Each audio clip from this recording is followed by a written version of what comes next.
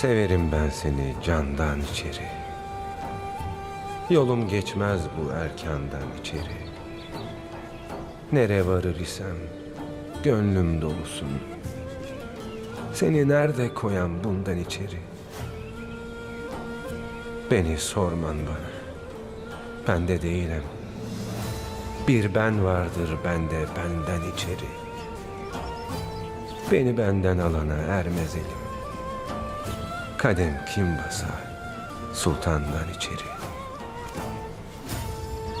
Tecelliden nasip erdi kimine. Kiminin maksadı bundan içeri. Kime dokunduysa ol dost nazarı. Onun şulesi var günden içeri. Meğer Yunus'un gözü takıldı dosta, ki kaldı kapıda ondan içeri.